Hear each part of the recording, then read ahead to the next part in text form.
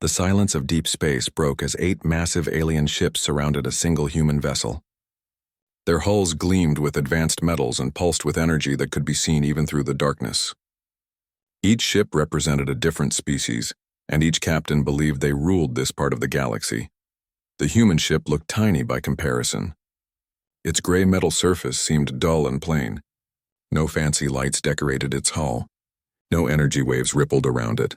To the alien captains watching from their command centers, it looked like a piece of floating junk. Anna Reed stood calmly in the control room of the human ship called Pioneer's Edge. Her brown hair was tied back in a simple ponytail, and her blue uniform bore no fancy decorations. She had served in Earth's military for 15 years before taking command of this mission. Next to her, Dr. Ben Torres worked quietly at his science station. His fingers moved quickly across the controls as he monitored readings that would have confused most people. Behind them, Commander Liu Wei checked weapon systems that appeared to be basic defense guns. "Human vessel," came a deep, growling voice over the communication system. The voice belonged to Grax, captain of the largest ship in the alien fleet. His reptilian face filled the main screen, showing yellow eyes and sharp teeth. "You have entered our territory. Your pathetic little ship does not belong here." Anna pressed a button to respond. "This is Captain Anna Reed of the Earth vessel Pioneer's Edge. We are on a peaceful exploration mission. We have no intention of causing trouble." Laughter erupted from multiple communication channels. 8 different alien voices joined in, each sound stranger than the last. Some were high-pitched whistles, others were deep rumbles, and one sounded like grinding metal. "Peaceful?" hissed Yeth, whose crystalline body reflected light in all directions. His ship was made of the same crystal material, and it had survived battles for over 1,000 years. "Look at your tiny metal box. What could humans possibly explore that we have not already conquered?" Noel's voice drifted through the speakers like wind. As a gaseous being, he had no solid form, and his ship looked like a cloud held together by energy fields. "These solid creatures always amuse me. They build such small, weak shells and think they can travel the stars." The insectoid Captain Crick spoke with thousands of voices at once, all perfectly synchronized. "Our collective mind has analyzed your vessel.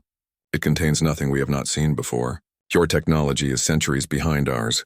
Thok, whose rock-like body moved slowly but powerfully, added his thoughts. "We have crushed ships 10 times larger than yours.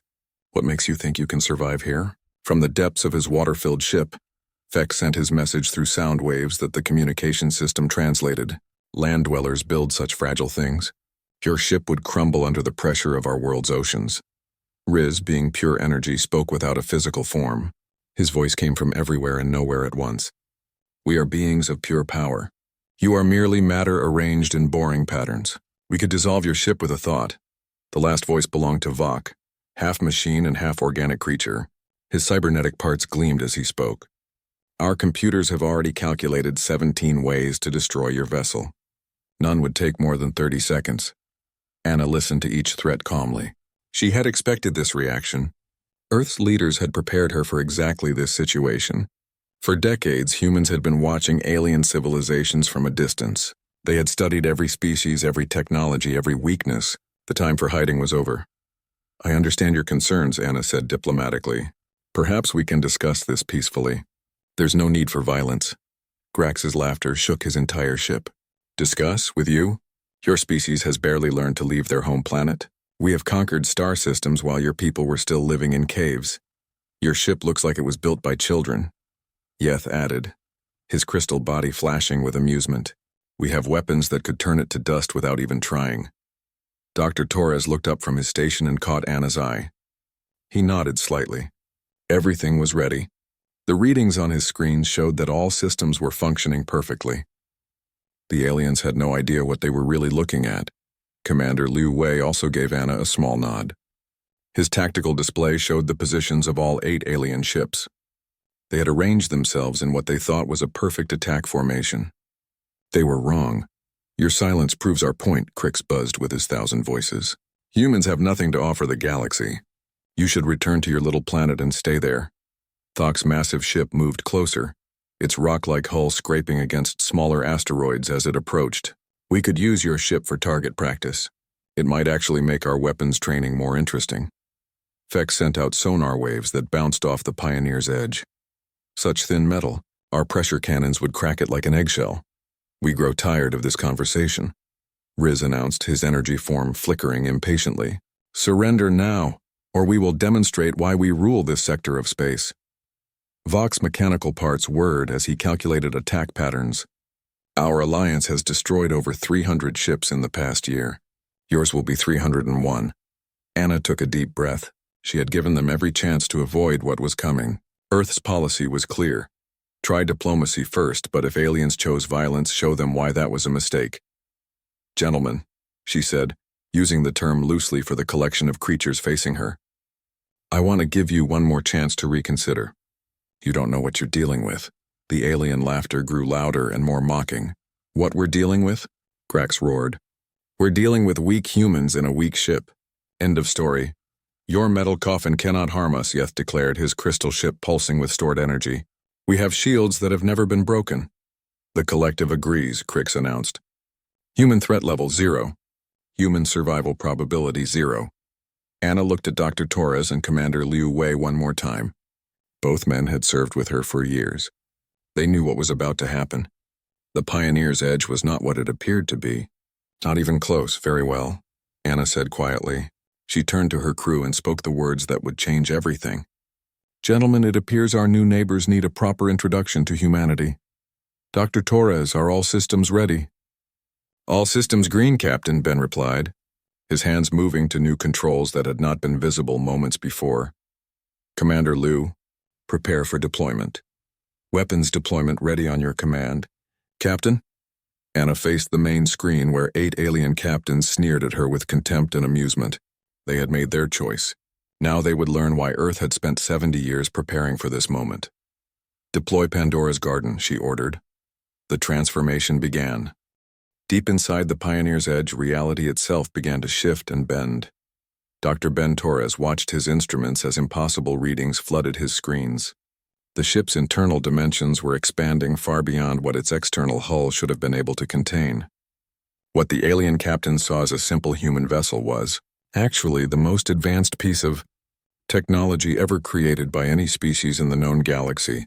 The Sci laboratory where Ben worked had been hidden behind dimensional barriers that made it invisible to outside scans. Now those barriers were dropping, revealing rooms and corridors that existed in folded space. The ship that looked 200 meters long from the outside actually contained over 50 kilometers of internal space, compressed and stored in 11 different dimensional layers. Dimensional fold integrity holding at 100%, Ben reported to Anna. His voice remained calm, but his eyes showed the excitement of a scientist about to reveal humanity's greatest achievement. All weapon systems coming online across multiple dimensional planes. Commander Liu Wei's tactical station transformed before his eyes. What had appeared to be basic defense controls now revealed themselves as the command center for the most sophisticated weapons array ever assembled. Screens materialized from thin air, displaying targeting information for weapon systems that existed partially in normal space and partially in dimensions that most aliens didn't even know existed. 8 targets acquired, Liu announced. Each ship's weak points have been identified and cataloged. Dimensional weapons are calibrated for maximum effect with minimum loss of life. Anna nodded. Earth's policy was clear on this point. The goal was not to commit genocide, but to send a message that would echo throughout the galaxy. Humanity was tired of being unknown and underestimated. The time had come to take their place among the stars, but they would do it on their own terms. The alien captains continued their mocking, completely unaware that their prey was becoming their predator. Their sensors detected no change in the human ship, because the transformation was happening in dimensions their instruments couldn't measure. Look at them, Grax laughed, his reptilian features twisted with amusement. They're not even moving, probably paralyzed with fear. Yeth's crystalline form sparkled with light as he prepared his ancient weapons. This will be over quickly. Almost too easy to be entertaining. What none of the aliens realized was that for the past 70 years, humanity had not been sitting quietly on Earth. Secret observation posts throughout the galaxy had been studying every major species, cataloging their technologies, their fighting styles, their strengths, and most importantly, their weaknesses. The saurid species like Grax relied on brute force and overwhelming firepower. Their thick armor plating had never been penetrated by conventional weapons. But humans had discovered that dimensional phase technology could bypass physical barriers entirely. The crystalline Vorthak-like, Yeth had built their entire civilization around resonance and frequency manipulation. Their ships were incredibly tough but had one fatal flaw: they shattered when exposed to specific sound waves that humans had learned to generate artificially. The gaseous Etherians like Noel considered themselves untouchable because conventional weapons passed right through their cloud-like forms. They had never encountered atmospheric compression bombs that could affect their molecular structure even in the vacuum of space. The Chitauri hive minds like Crick shared thoughts instantly across their entire species, making them incredibly coordinated in battle. But human scientists had developed quantum disruptors that could scramble their neural networks, leaving them confused and helpless. Each species had evolved thinking they were invincible. None of them had ever faced an enemy that had studied them so thoroughly and prepared so specifically for their unique abilities. Ben's screens showed energy readings that would have seemed impossible to alien scientists. The Pioneer's Edge was drawing power from 11 different dimensional layers simultaneously, storing and focusing it through systems that existed in multiple realities at once. Weapons charging at 50%, Liu reported. Dimensional anchors are stable. Target lock maintained on all 8 vessels. The hull of the Pioneer's Edge began to ripple like water. To the aliens watching, it looked like the human ship was malfunctioning. Metal surfaces flowed and shifted as hidden weapon ports prepared to open. But these weren't normal weapon ports. They were dimensional gateways that would allow weapons from other planes of existence to fire into normal space. Anna watched the tactical display as 8 red dots representing alien ships maintained their threatening positions around her vessel. Each dot was labeled with detailed information about the species, their technology, and the specific weapons that had been designed to counter them.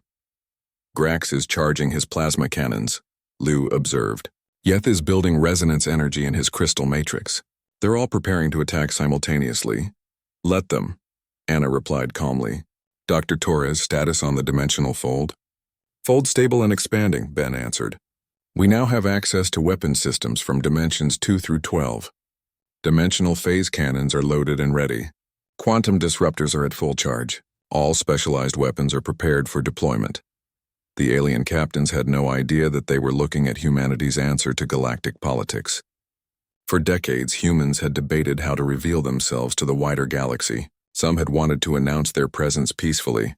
Others had suggested demonstrating their technology through helpful gestures. But Earth's leaders had ultimately decided on a different approach. They would wait until aliens found them, and then respond based on how they were treated. If aliens welcomed humanity with respect and friendship, humans would reciprocate. If aliens showed aggression and contempt, they would learn why that was a serious mistake. The 8 alien captains had chosen their response. Now they would face the consequences. Dimensional weapons are at 75% charge, Liu announced. Targeting systems have identified the optimal strike points for each vessel. We can disable all 8 ships simultaneously without destroying them. Anna appreciated her crew's precision. These were not random attacks, but carefully calculated strikes designed to neutralize threats while preserving life. Each weapon had been tested thousands of times in computer simulations and dimensional laboratories hidden throughout the solar system. Noel is expanding his gas cloud, Ben observed. Vex is charging his pressure cannons. They're all moving into final attack positions. The alien ships formed a perfect circle around the Pioneer's Edge, each one pointing its most powerful weapons at the human vessel. From their perspective, it was overkill. 8 advanced warships against 1 primitive exploration craft. The outcome seemed obvious. What they didn't know was that the Pioneer's Edge wasn't alone. Throughout the galaxy, hundreds of similar ships waited in hidden locations. Each one appeared to be a simple research or cargo vessel. Each one contained the same dimensional weapons technology. Humanity's expansion into space had been happening in secret for decades. All weapons at full charge, Liu reported. Dimensional phase cannons ready. Quantum disruptors online. Specialized weapon systems armed and targeted. Anna looked at the main screen where 8 alien faces sneered at her with confidence and contempt. They had made their decision. They had chosen to treat humanity with disrespect and aggression. Now they would learn what happens when you underestimate a species that had spent 70 years preparing for this exact moment. Begin deployment, Anna ordered. The real battle was about to start. Space itself seemed to tear as the first weapons emerged from the Pioneer's edge. What the alien captains had thought was a simple metal hull suddenly split open like a flower blooming. But instead of petals, massive weapon systems unfolded from dimensions that shouldn't have existed. The dimensional phase cannons materialized first, sliding out from gaps in space-time that opened along the ship's sides. These weapons looked nothing like the primitive projectile guns that aliens expected humans to use. They were smooth, crystalline structures that seemed to bend light around them, and they hummed with energy that made reality vibrate. Grax watched in shock as his sensors suddenly registered readings that made no sense. The human ship that had measured 200 meters long now showed as having impossible internal dimensions. "What sorcery is this?" he snarled, but his confident expression was already changing to concern. The first shots came without warning. The dimensional phase cannons fired projectiles that existed in multiple dimensions simultaneously. To normal sensors, they appeared as shimmering streaks of light that seemed to flicker in and out of existence. But these were not normal weapons. Grax's massive Saurid warship had armor plating 3 meters thick. It had been forged in the core of a dying star, and had never been penetrated in over a century of battles. The reptilian captain watched with absolute confidence as the strange human projectiles approached his shields. His confidence lasted exactly 2 seconds. The dimensional projectiles passed through his shields as if they didn't exist. They passed through his armor as if it were made of paper. They struck the internal systems of his ship, while leaving no visible holes in the hull. Inside his vessel, power conduits exploded and control systems sparked as the dimensional energy disrupted everything it touched. "Impossible," Grax roared, but his ship was already listing to one side as its main engines failed. "Our shields are impenetrable. Our armor has never been breached." Anna's voice came through the communication system, calm and professional. "Your shields and armor work perfectly against weapons from your dimension, Captain Grax, but our weapons don't exist entirely in your dimension." While Grax struggled to understand what had happened to his supposedly invincible ship, the quantum disruptor arrays were deploying from the underside of the Pioneer's edge. These weapons looked like geometric sculptures made of pure energy, constantly shifting and changing shape as they targeted their specific prey. Crix, the Chitauri hive mind captain, commanded a ship that was really a living organism grown rather than built. His crew of 10,000 insectoid beings all shared the same thoughts, making them perfectly coordinated in battle. Their collective consciousness had overwhelmed enemies for centuries by predicting and countering every possible tactic. The quantum disruptors fired streams of energy that looked like lightning made of rainbow colors. These beams didn't target the Chitauri ship's hull or weapons. Instead, they targeted the neural networks that connected the hive mind across space. The effect was immediate and devastating. 10,000 Chitauri minds that had been perfectly synchronized suddenly found themselves cut off from each other. The unified voice of Captain Crix dissolved into thousands of individual panicked insect voices all screaming at once. "The collective is broken." Crix's voice shattered into a chorus of confused chittering. "We cannot think as one. What have you done to us?" Ben Torres monitored the weapon's effects from his dimensional laboratory. "Quantum disruption successful," he reported. "The hive-mind connection has been severed without causing permanent damage. They'll recover in approximately 6 hours." Liu Wei watched his tactical display as 2 of the 8 red dots representing enemy ships suddenly changed color, indicating they were no longer combat effective. "Grax's ship is dead in space. Crix's ship is in complete chaos. 6 targets remaining." The other alien captains watched in growing horror as their 2 most powerful allies were neutralized in seconds by weapons they had never imagined could exist. The human ship that had looked like a harmless research vessel was revealing itself to be something far beyond their understanding. Yeth, whose crystalline ship had survived battles for over a millennium, decided to act before the humans could target him. "Ancient weapons, awaken," he commanded, and his crystal ship began to glow with stored energy from 1,000 years of battles. Massive crystal formations emerged from his ship's hull, each one focusing resonance energy that could shatter planets. These weapons had destroyed entire fleets of enemy vessels. Yeth had never met an enemy that could withstand the full power of Vorthak crystal technology. But as his weapons charged, new systems were emerging from the Pioneer's edge. The crystalline resonance hammers looked like enormous tuning forks made of metal that seemed to sing as they moved.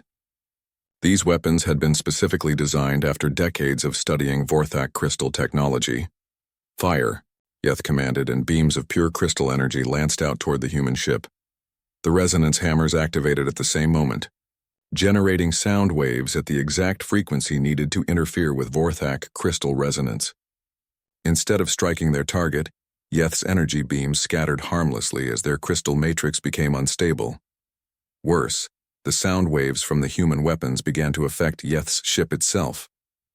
The ancient crystal hull that had withstood countless battles started to vibrate. Hairline cracks appeared along its surface as the resonance frequency found the exact weakness in the crystal structure.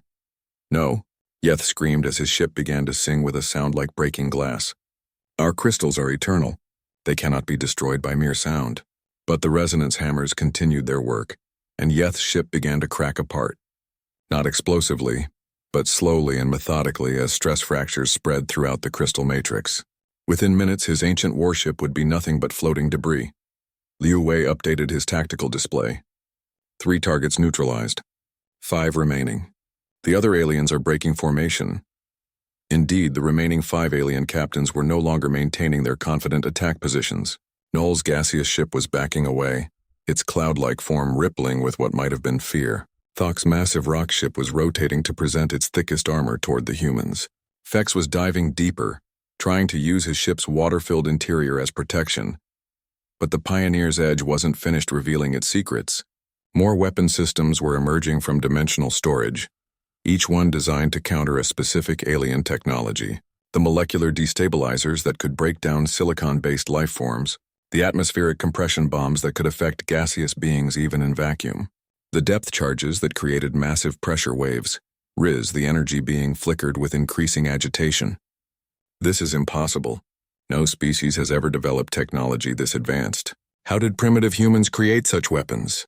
Anna's response was broadcast to all the remaining alien ships. You made a mistake common to many advanced species, Riz. You assumed that because we appeared primitive, we actually were primitive. You never considered that we might have been studying you while you ignored us. The truth was becoming clear to the alien captains. Humanity hadn't been absent from galactic affairs because they were too weak or too stupid to participate. They had been watching, learning, and preparing. Every alien species that had dismissed humans as unimportant had been providing valuable intelligence for Earth's scientists to analyze. Vok, the cyborg captain, ran calculations through his mechanical brain at superhuman speed. The results terrified him. The humans have specific counters for each of our technologies. This was not random. They planned this. For 70 years, Anna confirmed. We've been preparing for the day when we would announce our presence to the galaxy. We hoped it would be peaceful. You decided otherwise. The remaining 5 alien ships found themselves facing weapons they had never imagined, and tactics they couldn't counter. The humans hadn't just built better guns. They had studied alien psychology, alien technology, and alien weaknesses, then developed specific solutions for each problem. The demonstration was just beginning. The Pioneer's Edge continued its impossible transformation as more weapon systems emerged from dimensional storage. The ship that had appeared small and harmless now stretched across multiple planes of existence. Its true size becoming apparent as parts of it materialized in parallel dimensions while remaining anchored in normal space. Null, the gaseous Etherian captain, watched in growing terror as atmospheric compression bombs deployed from the human ship. These weapons looked like spherical cages made of pure energy, and they hummed with power that made space itself seem thicker around them. Gaseous beings cannot be harmed by solid weapons, Null declared, though his voice wavered with uncertainty. His ship was essentially a contained cloud held together by energy fields, and throughout history, conventional weapons had passed harmlessly through his people's forms. The compression bombs fired streams of energy that created localized atmospheric pressure in the vacuum of space. This should have been impossible according to known physics, but human scientists had learned to manipulate dimensions in ways that allowed them to compress matter and energy in areas where neither should exist. Null's cloud-like ship suddenly found itself under crushing pressure from all directions. His gaseous form, which had never experienced anything like solid matter, was being compressed and contained by forces that affected his molecular structure directly. "We are being crushed," Noel screamed, his voice distorting as his gaseous body was forced into a smaller and smaller space. "This cannot be happening. We are beyond physical force." Dr. Torres monitored the compression field strength, atmospheric pressure holding steady at optimal levels. The gaseous being is contained but not damaged. He'll be released once he's no longer a threat. Thok, whose massive rock-based ship had seemed indestructible, found himself facing the molecular destabilizers.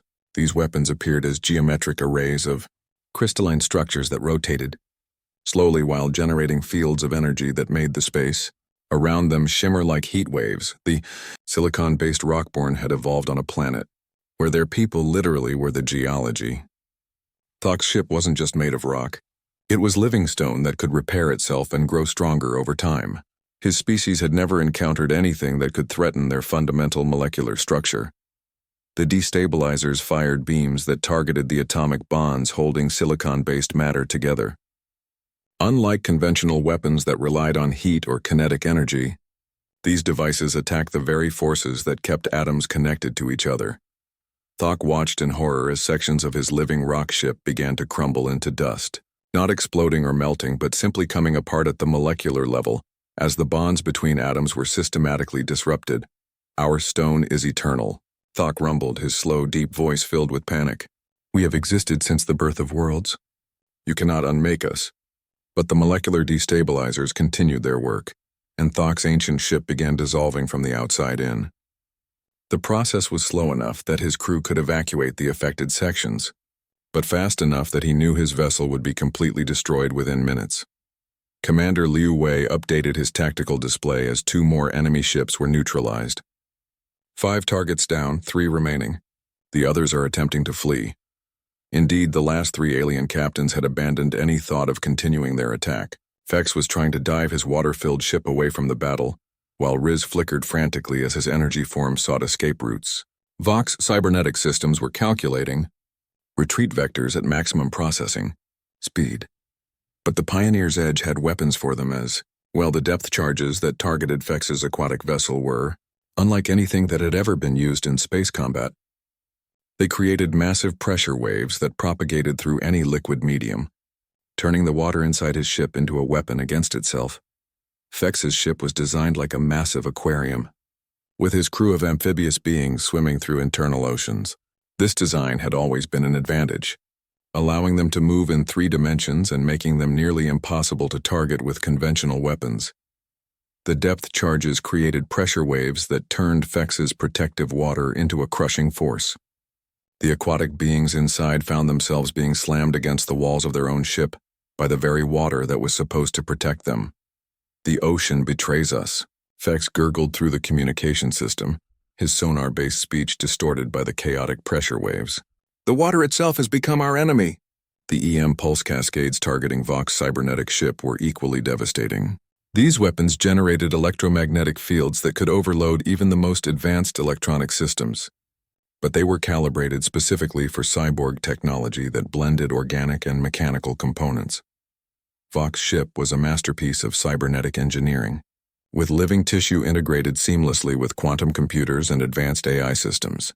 His crew were all cyborgs like himself, part organic and part machine, making them incredibly efficient and nearly impossible to disrupt with conventional electronic warfare. The pulse cascades fired waves of electromagnetic energy that targeted the connection points between organic and mechanical systems.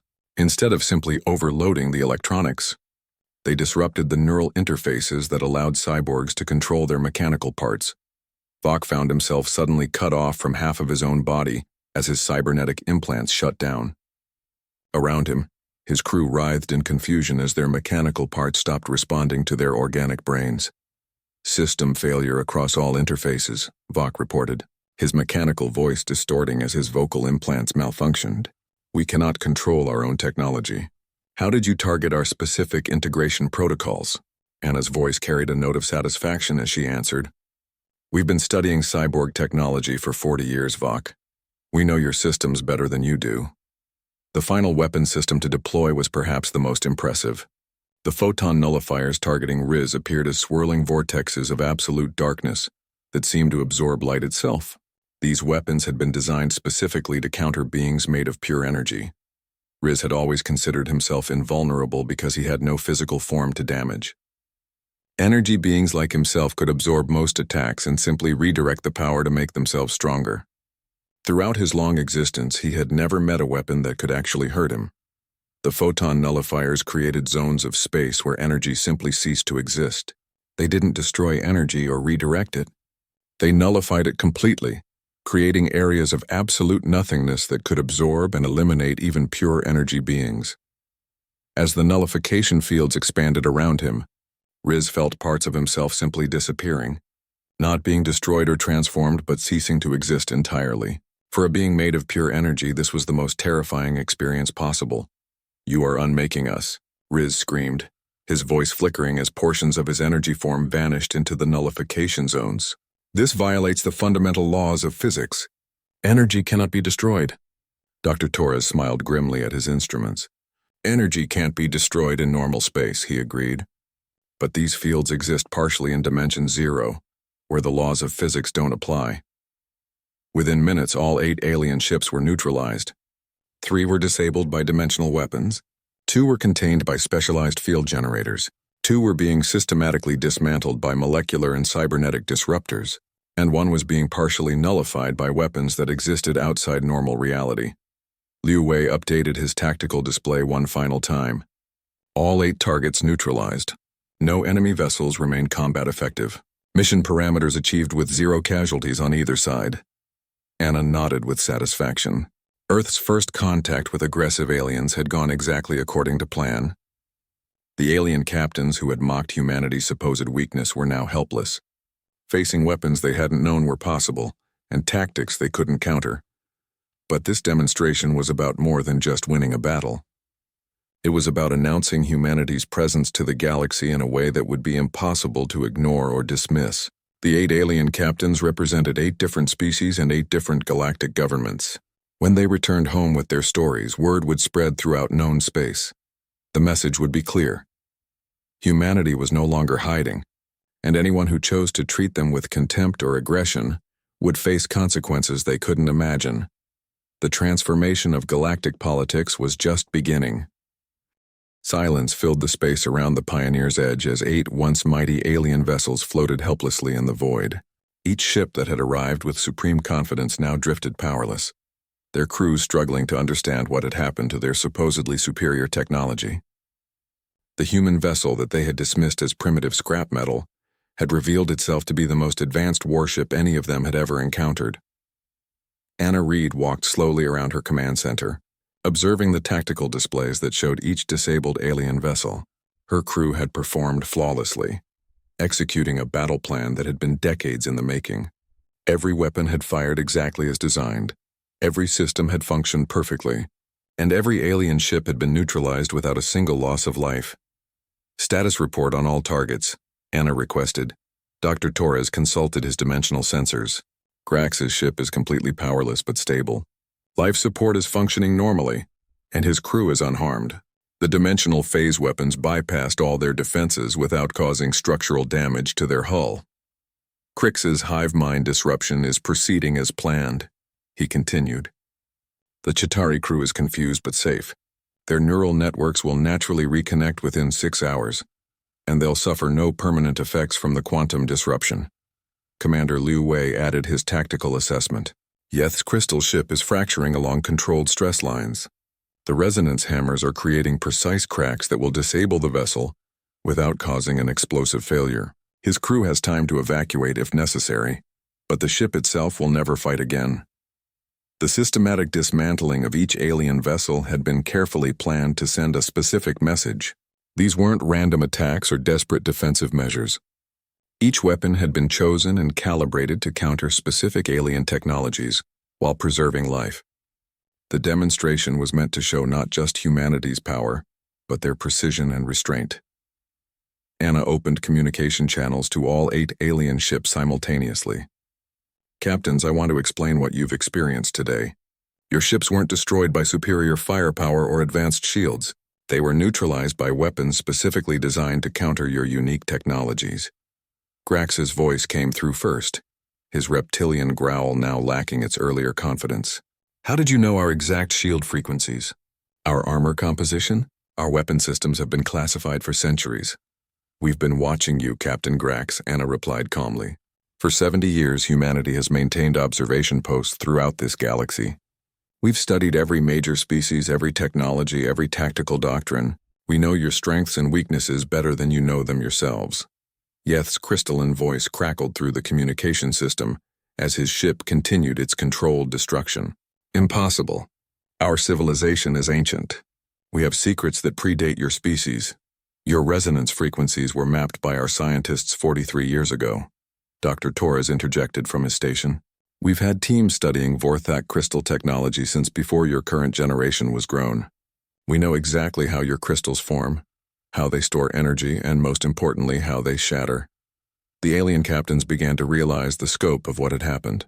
This wasn't a lucky victory by primitive humans. This was the result of a detailed, long-term intelligence operation that had been studying galactic civilization while remaining completely hidden from detection. Crix's 1,000 voices spoke in confusion as his hive mind slowly began to reconnect. The collective remembers no human presence in our space. We have monitored all species in this sector for centuries. You monitored all the species you knew about, Liu Wei corrected. Humanity developed stealth technology specifically to avoid detection while we learned about the galaxy. Our observation posts exist in dimensions you cannot perceive. Noel's voice drifted weakly from his compressed gaseous form. We thought ourselves beyond physical constraints. How did you create pressure in the vacuum of space? Dimensional manipulation, Ben explained patiently. We learned to create localized atmospheric conditions by folding spacetime. Your gaseous form exists in normal space, but our compression fields exist partially in Dimension 7, where different physical laws apply. Thok's rumbling voice was filled with disbelief as his rockship continued to dissolve. Our molecular bonds are among the strongest in the galaxy. Silicon-based lifeforms cannot be simply unmade. They can when you target the quantum forces holding atoms together. Anna replied.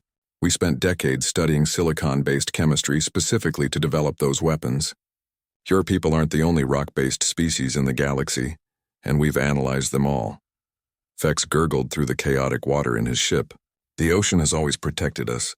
Water cannot be turned into a weapon against itself. It can when you understand pressure wave dynamics in enclosed liquid systems, Liu Wei answered. Your ship's internal ocean became a resonance chamber when our depth charges activated. We calculated the exact frequencies needed to create maximum pressure differentials. Vox's mechanical voice stuttered as his cybernetic system struggled to reboot. Our organic machine integration is perfect. No known technology can disrupt the neural electronic interface. We didn't use known technology, Dr. Torres said with satisfaction. We invented new technology.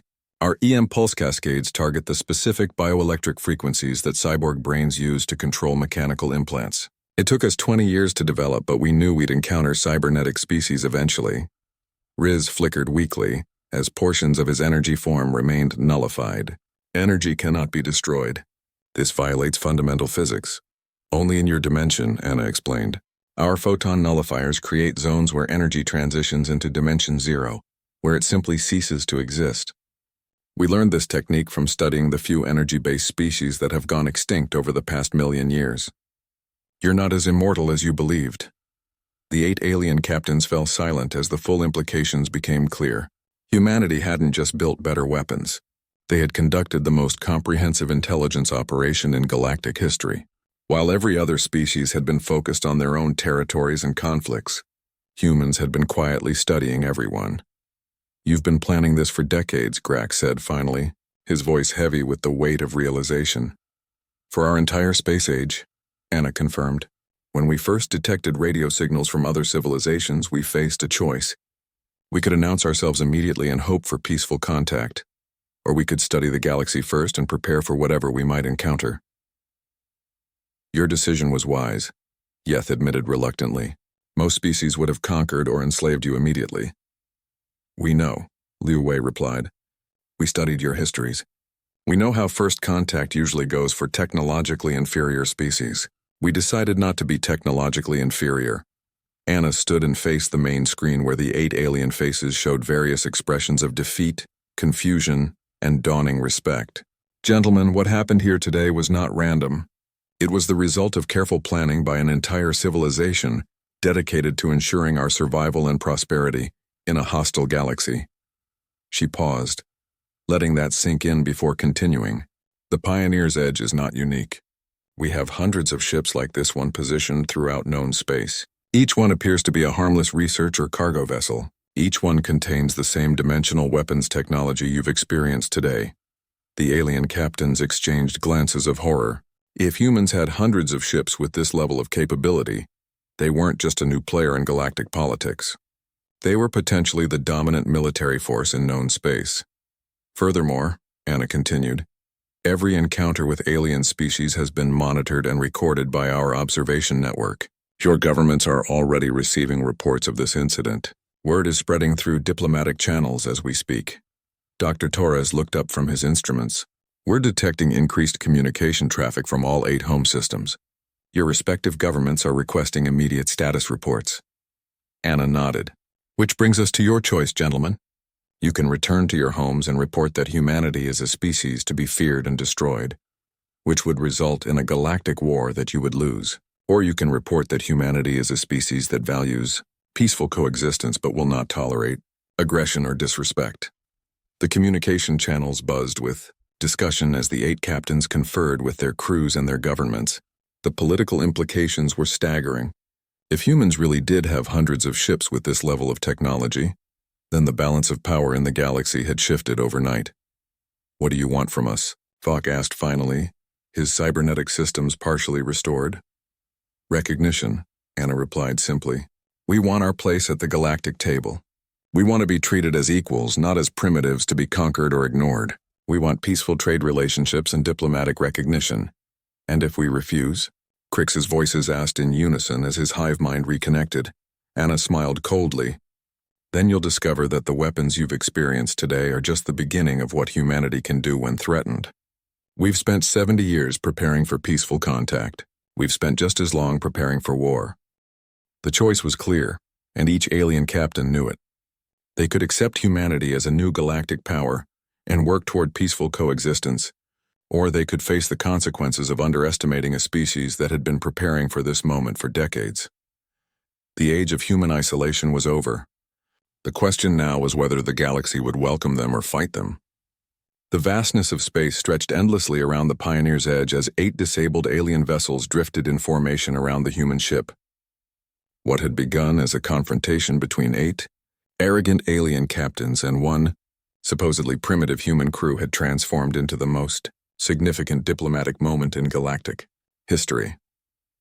Anna Reed stood before the main communication screen, where 8 alien faces looked back at her with expressions that ranged from defeat to grudging respect to barely concealed fear. The balance of power in known space had shifted in a matter of minutes, and everyone present understood the magnitude of what had just occurred. Before we proceed, Anna said calmly, I want you to understand exactly what you're dealing with. Dr. Torres, please show them the real scope of our operations. Ben Torres activated a holographic display that filled the center of the command room. The 3-dimensional map showed the local galactic sector with thousands of stars scattered across light years of space. As the aliens watched, red dots began appearing throughout the display, each one representing a human presence that had been hidden until now. These are our observation posts, Ben explained. We have monitoring stations in orbit around every major inhabited world, hidden bases on uninhabited planets, and surveillance networks in every important trade route. For 70 years, we have been watching, learning, and cataloging everything.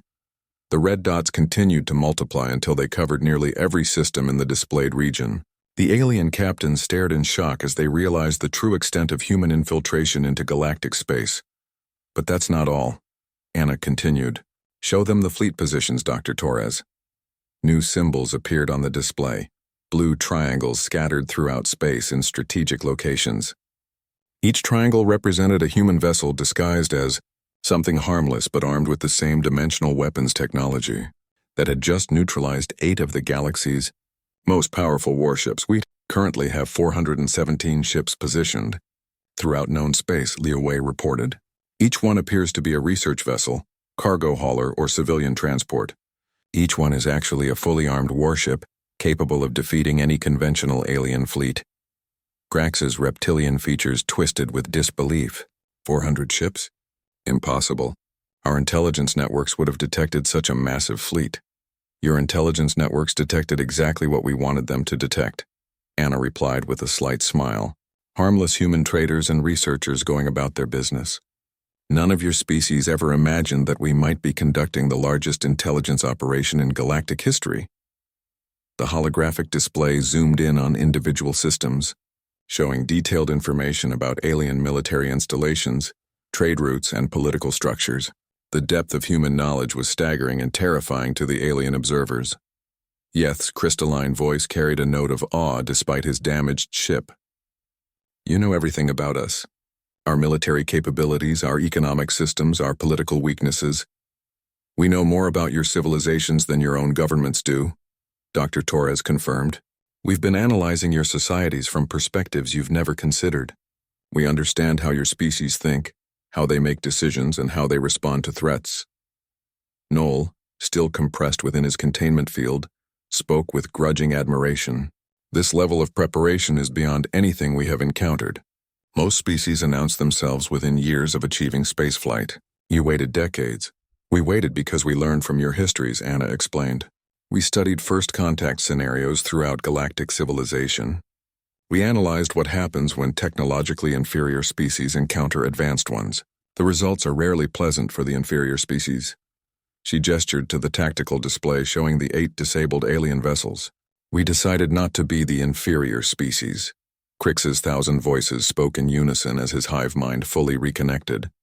The collective acknowledges the wisdom of this strategy. Most species would have been conquered or absorbed by now. Which brings us to our current situation, Anna said, her tone becoming more formal. You 8 captains represent 8 different species and 8 different governments. What you report when you return home will determine the future of human-alien relations for generations to come. She activated a new display showing communication logs from the past hour. As Dr. Torres mentioned, your governments are already demanding explanations for what happened here.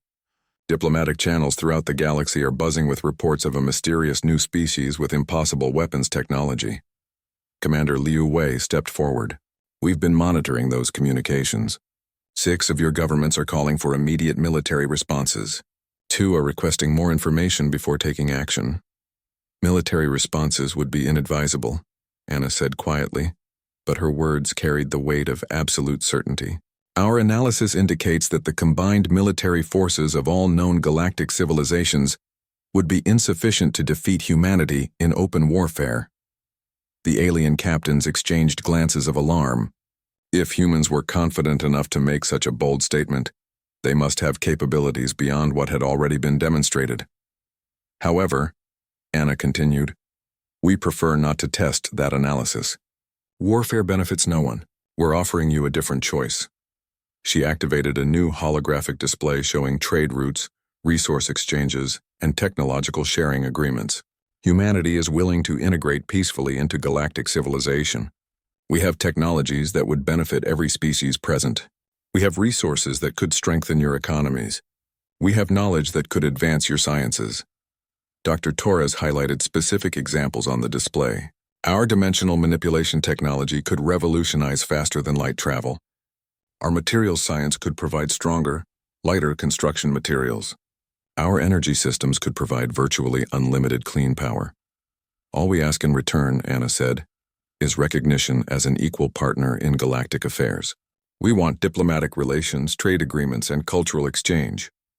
We want to take our place among the stars as friends, not conquerors. Thok's deep, rumbling voice expressed what all the aliens were thinking. And if we refuse this partnership? Anna's expression hardened slightly. Then you'll discover that the weapons you've experienced today are just the beginning of what humanity can accomplish.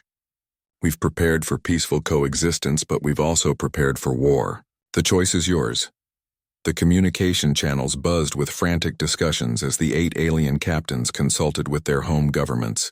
The political implications were staggering.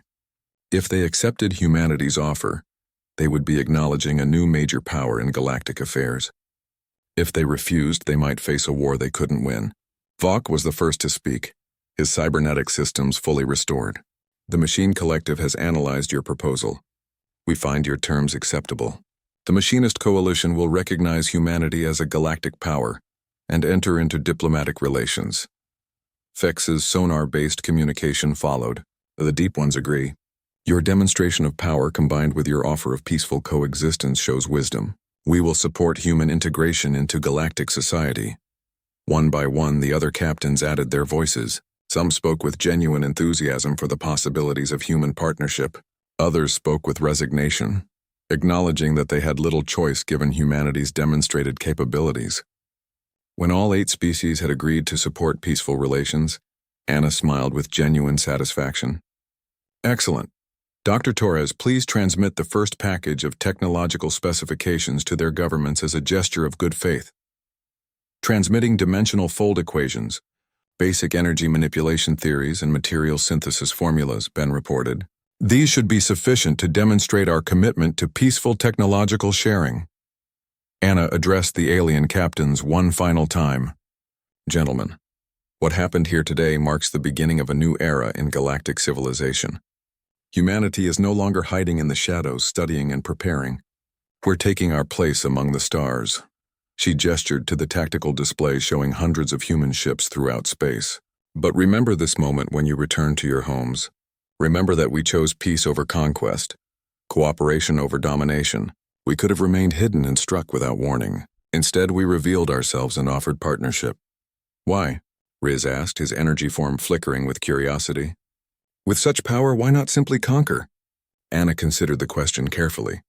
Because conquest creates enemies, and enemies eventually find ways to strike back. Partnership creates allies, and allies make civilizations stronger. We've studied galactic history extensively. The most successful species are those that build coalitions, not empires. As the alien ships began powering up their remaining systems to return home, Anna looked out at the stars that humanity would now openly explore. The age of hiding was over. The age of human expansion into the galaxy had begun. But it would be expansion based on respect, preparation, and the wisdom that came from decades of careful observation. Humanity had learned the lessons of galactic history and chosen a better path. The 8 alien captains departed with a new understanding of their place in the universe. They had arrived believing they were the dominant powers in space.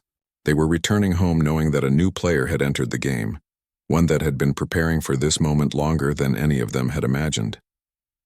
In the depths of space, the Pioneer's Edge folded its weapons back into dimensional storage and resumed its appearance as a simple research vessel. But everyone who had witnessed its transformation would remember that appearances could be deceiving. Humanity had announced its presence to the galaxy, and the galaxy would never be the same.